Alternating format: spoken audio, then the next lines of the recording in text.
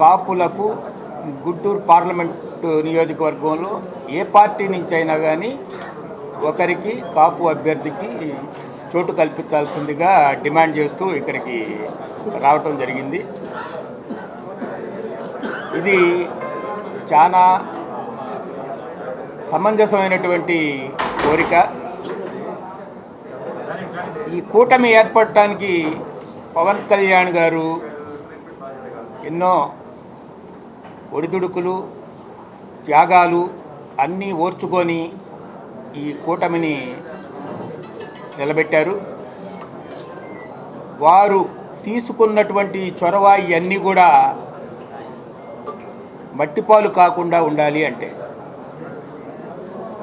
కాపులకి చాలా సీట్లు తగ్గించారు. అయినా కూడా కనీసం స్థాయిలో లేకపోతే ఈ రాంగ్ సిగ్నల్స్ పోయేటటువంటి అవకాశం ఉంది. మీరు ఏ ఉద్దేశంతోనైతే ఏ సదుద్దేశంతోనైతే ఈ రాష్ట్ర వ్యాప్తంగా కూటమి ఏర్పాటు చేశారో ఆ కూటమి యొక్క ముఖ్యమైనటువంటి లక్ష్యం నెరవేరటానికి అవకాశాలు సన్నగిలే పరిస్థితులు ఉంటాయి. కనీసం ఈ గుంటూరు పార్లమెంటు కాన్స్టిట్యున్సీలో 2,70,000కు పైగా కాపు ఓటింగ్ ఉన్నది కాబట్టి మెజారిటీ అన్ని కులాలు అన్ని పార్టీల్లో ఉంటారు. మెజారిటీ కాపు ఓటింగ్ ఈ కూటమికి వచ్చే విధంగా మీరు కూడా దానికి సానుకూలమైనటువంటి నిర్ణయాలు తీసుకోవాల్సిన బాధ్యత మీ పైన కూడా ఉన్నది.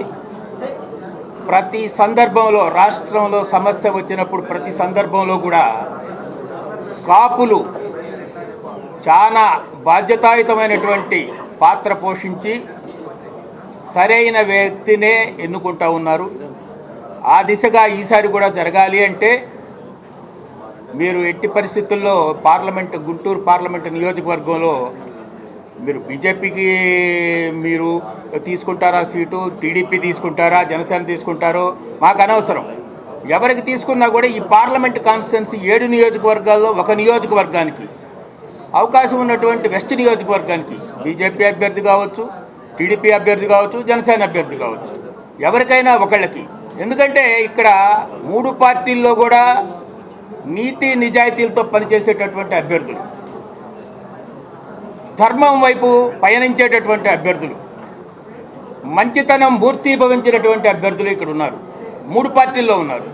కాబట్టి ఆ 3 పార్టీల్లో కూటమికి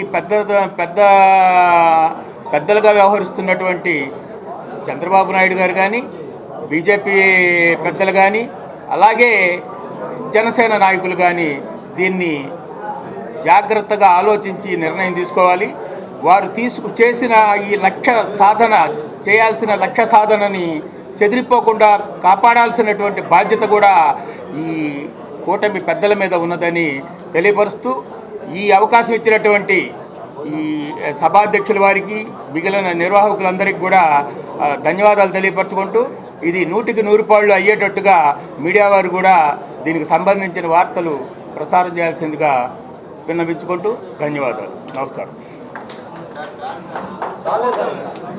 సుబ్బారావు గారు